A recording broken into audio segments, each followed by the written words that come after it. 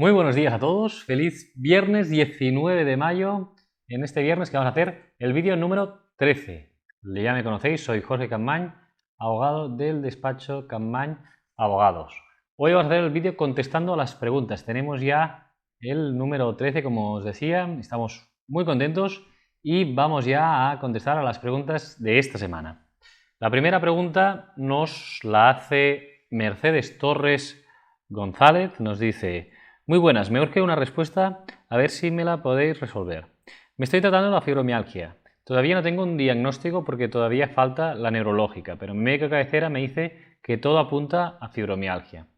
Cada vez me tengo que dar más a menudo de baja porque me duelen mucho los huesos y en concreto las rodillas, y pues encima me dicen que en la última visita que tengo muchísima artrosis en las rodillas y con el tiempo me tengo que poner prótesis en las rodillas. Estoy pasándolo muy mal, tengo 53 años y llevo 13 años trabajando en la limpieza. Es muy duro. Mi pregunta es que mi jefa me ha dicho que por qué no me hago una revisión de riesgos laborales, pero si soy no apta para trabajar, para hacer fuerza, nos dice, para los cuales me den una paga. Yo me pregunto si me puede perjudicar hacerme la revisión y tener mi empresa la excusa para despedirme al no ser apta para trabajar.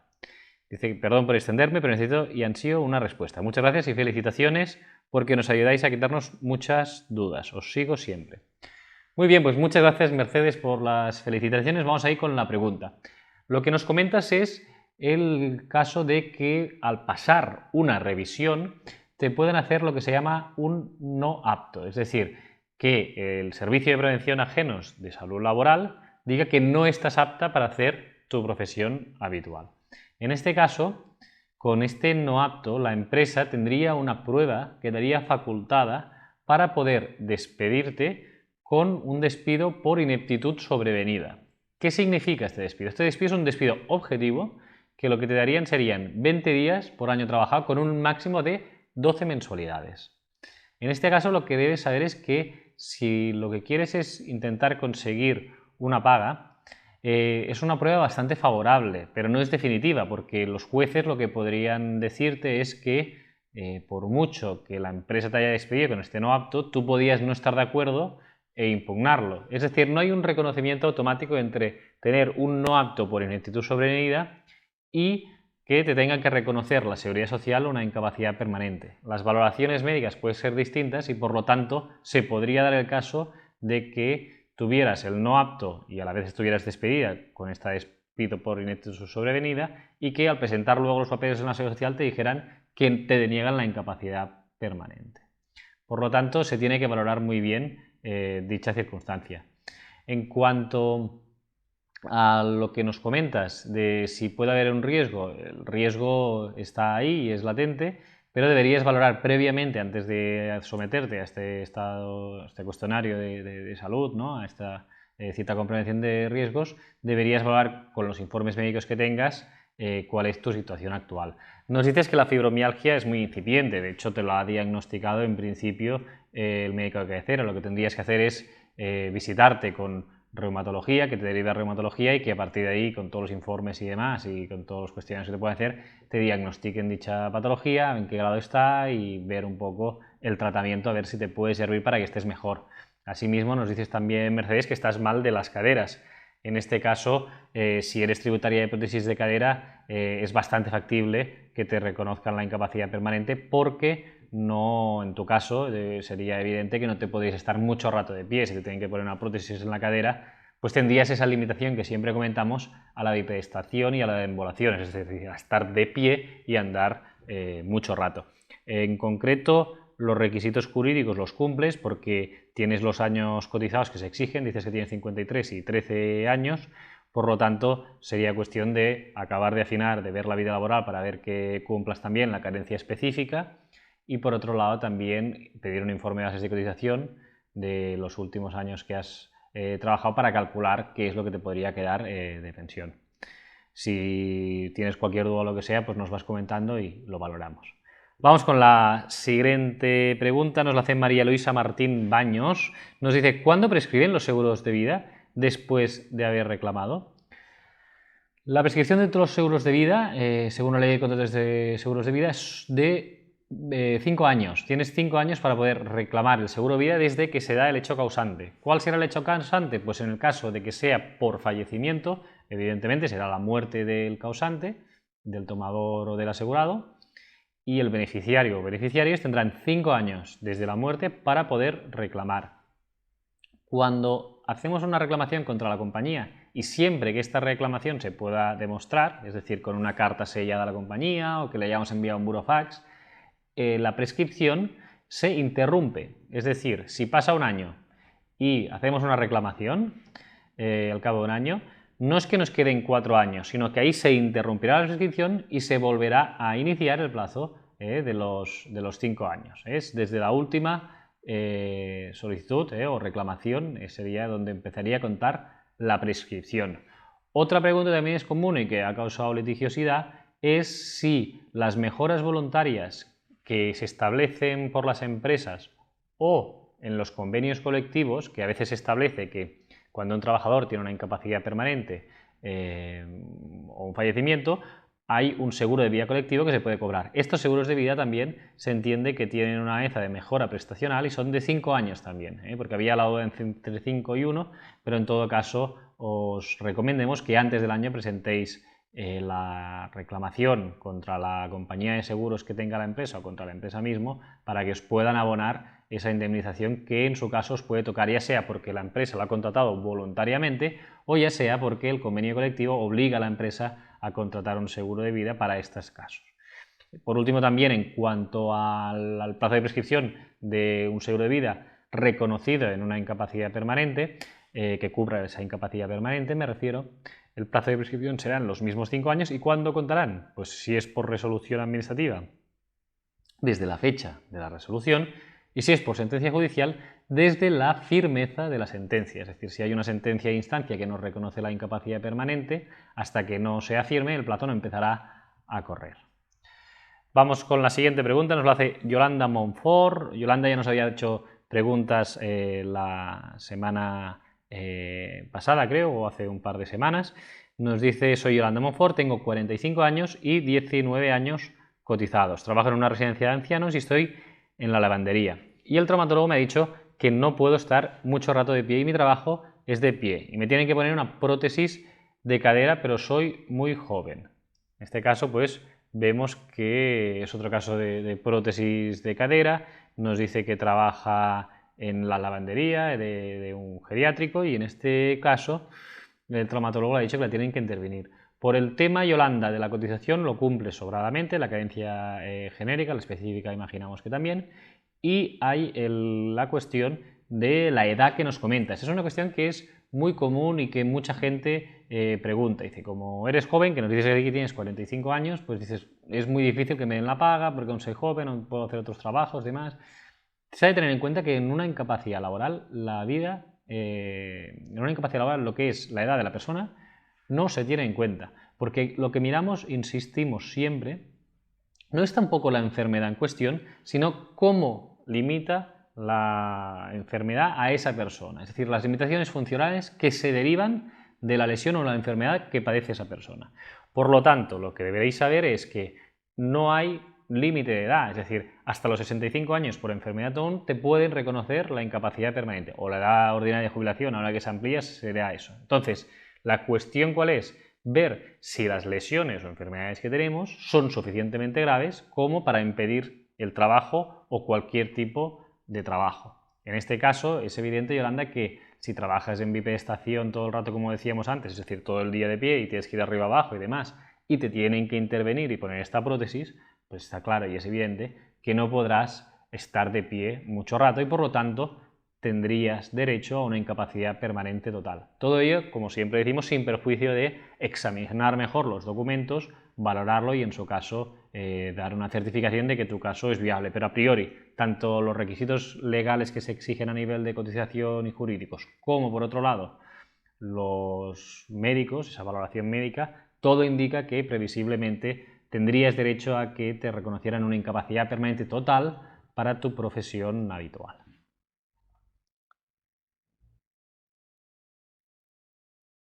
La siguiente pregunta nos la hace Mónica Cazorla, nos dice, hola, buenas tardes, mi pregunta es, y gracias por responder, tengo un familiar que se ha despedido del trabajo. ¿Tiene derecho a finiquito? Pues trabajó en esta empresa 8 meses y el contrato era indefinido. Gracias y saludos. El finiquito, esto es una cuestión también que es muy recurrente en el derecho laboral. La cuestión es la siguiente: el derecho a finiquito lo tenemos siempre. El finiquito es como una liquidación, es decir, ¿de qué sirve? Pues como en una relación laboral vamos devengando derechos a medida que vamos trabajando, cuando se termina la relación, independientemente de que sea la causa, la empresa es más que probable que tenga que abonarnos una serie de dinero que nos deba justo en ese momento. Es decir, nosotros mensualmente vamos a trabajar y nos pagan un sueldo, pero mensualmente mientras vamos a trabajar, por ejemplo, también generamos lo que es un derecho a una paga extraordinaria. Es decir, mientras voy trabajando hasta que no llega junio o diciembre, me lo invento, por ejemplo, en caso que cobráramos 2, pues no tenemos ese derecho a la paga extra porque no ha llegado aún el mes correspondiente, la de Navidad, por ejemplo, pero la hemos ido trabajando durante un tiempo para generar esa paga extra. Lo mismo sucede con las vacaciones, es decir, normalmente, y así es, aparte de que el convenio colectivo pueda dar más vacaciones o por acuerdo de la empresa o demás, lo general es que cada mes trabajado, tengamos 2 días y medio de vacaciones. Por lo tanto, si has estado trabajando, en este caso del familiar que nos decías, Mónica, ha estado trabajando 8 meses, creo que decías, pues habrá generado ese periodo de vacaciones. Si no las ha hecho, tendrá derecho a las mismas. Por lo tanto, ¿qué es el finiquito? Es una liquidación en la que lo que hace es extinguirse la relación laboral y el empresario dice: te debo tanto dinero en función de estas cuestiones que quedan pendientes. ¿De acuerdo? Entonces, ¿qué es lo que tiene que constar el finiquito? Pues el último salario. También ahí se nos hará constar normalmente si tenemos alguna indemnización o demás. Y lo esencial, lo que tiene que tener siempre es las vacaciones, devengadas pero no disfrutadas, es decir, las vacaciones que tengamos derecho y que no hayamos hecho. Y en su caso, si tenemos las pagas extras no prorrateadas, pues esa parte de la paga extra que nos tocaría. Por lo tanto, aunque sea la persona que quiera irse de la empresa y solicite la baja voluntaria, tiene derecho a que se le pague el finiquito. También hemos de ver en estas bajas voluntarias que lo normal es que se tenga que dar un plazo de preaviso al empresario. Por lo tanto, nos pueden penalizar si no hacemos ese preaviso y se podrá ver reducida esa cantidad del finiquito. Incluso hay finiquitos que pueden resultar negativos, que esto es una cosa un poco común, pero a veces sucede, ¿no? Por ejemplo, si una persona por cuestiones económicas decide, por ejemplo, solicitar un anticipo de su nómina y así lo hace el empresario y el empresario le anticipa esa nómina y finalmente, por la razón que sea, pues tiene las pagas extras prorrateadas, ha hecho todas las vacaciones y demás, o ha hecho más vacaciones de las que le tocaba, si se va antes de acabar ese mes, deberá un dinero, porque el empresario le habrá anticipado ese salario. Por lo tanto, si no preavisa, tendrá que devolverle al empresario, en este caso, una cantidad. Es decir, el derecho a finiquito, no simplemente es pues lo que sería un derecho del trabajador a cobrar una cantidad de dinero, sino que se tiene que hacer un cálculo que evidentemente y normalmente siempre es favorable al trabajador, pero que sepáis que es una liquidación que también puede resultar negativa y que sea el trabajador el que tenga que devolver dinero por no haber, ya digo, por haber hecho todas las vacaciones y haberse hecho más días de vacaciones, o por el anticipo o por otras circunstancias que ahora mismo no vienen al caso. Espero que te haya quedado claro, Mónica, es decir, que aunque haya solicitado la baja voluntaria este familiar, pues tiene derecho a finiquito, pero será en función de las circunstancias personales. Vamos con otra pregunta, nos la hace Esteban García, que también nos ha hecho otras preguntas. Nos dice: hola Jorge, muchas gracias por todo. Voy a plantear un tema que creo que nadie ha preguntado por ello. ¿Cómo impugnar una alta médica? He leído por internet lo siguiente. Mucho cuidado por internet por lo que se lee, que es un poco de fiar. Una vez impugnada la alta médica, automáticamente se prorrogan sus efectos. Es decir, con el mero hecho de la impugnación, se suspende la alta médica y el trabajador sigue cobrando el subsidio de incapacidad temporal, pero ojo, sin perjuicio de que más adelante la mutua le reclame este tiempo cobrado además indebidamente. Yo entiendo que si impugnas una alta médica se sigue de baja médica hasta que haya una resolución por parte del INS o de los tribunales. Jorge, ¿es así o estoy equivocado? Un saludo. La respuesta es que no, estás equivocado aquí en este caso y debemos decir lo siguiente: cuando un trabajador está de baja por enfermedad común, se tiene que reincorporar al día siguiente que recibe el alta médica, ¿de acuerdo? Es decir, ya sea el tribunal médico, el ICAM, o ya sea el médico de cabecera, o ya sea la Seguridad Social, cuando recibimos un documento, ya sea una resolución o un parte médico de alta, en el que se nos dice que se nos da de alta médica, tenemos derecho a impugnarlo, que en función del proceso, que ya veremos en otros vídeos, hay un plazo para impugnarlo. Pero si es por enfermedad común, aunque nosotros impugnemos, tenemos la obligación de ir al trabajo. Si no vamos, el empresario nos va a poder despedir por no habernos incorporado al puesto de trabajo. Por lo tanto, debéis saber que es muy importante que en estos casos no suspende la ejecutividad del alta médica la impugnación, es decir, porque mucho que reclamemos tenemos que ir a trabajar. Eso en enfermedad común. En accidente de trabajo hay una excepción.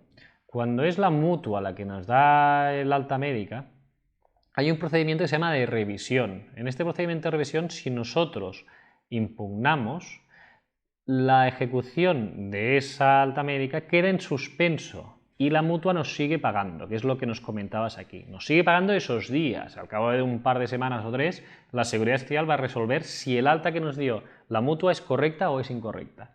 Si finalmente nos dicen que esa alta es incorrecta, en ese caso tendremos que devolver a la mutua el dinero que hemos cobrado, por un lado, y tendremos que reincorporarnos en ese momento y así a la empresa. Pero es importante saber que eso solo es en accidente de trabajo y que es un procedimiento excepcional de revisión. Tenemos algún vídeo colgado ya de incapacidad temporal en nuestro canal de YouTube, pero visto que el interés que hay, vamos a crear unos vídeos explicativos de qué hacer para impugnar el alta médica, muy sencillos, y diferenciando las situaciones. Como decíamos ahora, no es lo mismo que sea ese alta médica por por enfermedad común, que por accidente de trabajo. Por lo tanto, estamos muy atentos y lo hemos de mirar bien. Por lo tanto, no caigamos en equívocos, porque estaremos poniendo en riesgo nuestro puesto de trabajo. Si nos dan el alta médica por enfermedad común, ya sea en cualquier momento, el médico de cabecera, el tribunal médico o también la Seguridad Social, que recibamos una resolución, al día siguiente de que nos extinguen esa incapacidad temporal, esa baja médica, tenemos que reincorporarnos so pena de perder nuestro puesto de trabajo, siendo un despido procedente por parte del empresario por no acudir al puesto de trabajo. Vamos con la siguiente pregunta, nos la hace Carlos Rojas, nos dice: buenos días, una pregunta o más bien una duda que tengo cuando se coge la baja laboral. ¿Es normal que afecte la antigüedad?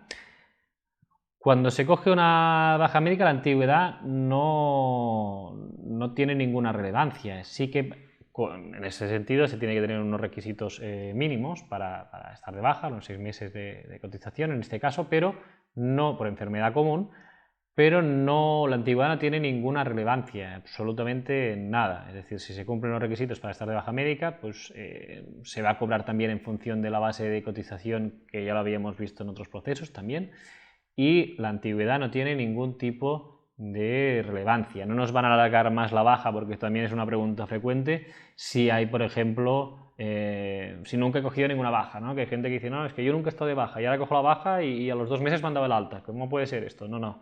Los criterios que se siguen, en principio, deben ser exclusivamente médicos y no se tienen en cuenta la antigüedad ni la edad del trabajador para estar más tiempo de baja, menos tiempo, para cobrar más o para cobrar menos. Ninguna relevancia, Carlos. Y vamos ya para la última pregunta de hoy, nos la dice Mis Recetitas. Dice: hola, tengo 26 años y cotizados 3 años y 5 meses. Dice que es la segunda vez que estoy de baja por largo tiempo por mi enfermedad. Tengo trastorno límite de la personalidad y una discapacidad del 33%. Hace un mes he tramitado los papeles de la incapacidad permanente. ¿Es posible que me la concedan teniendo en cuenta mi edad y mi cotización?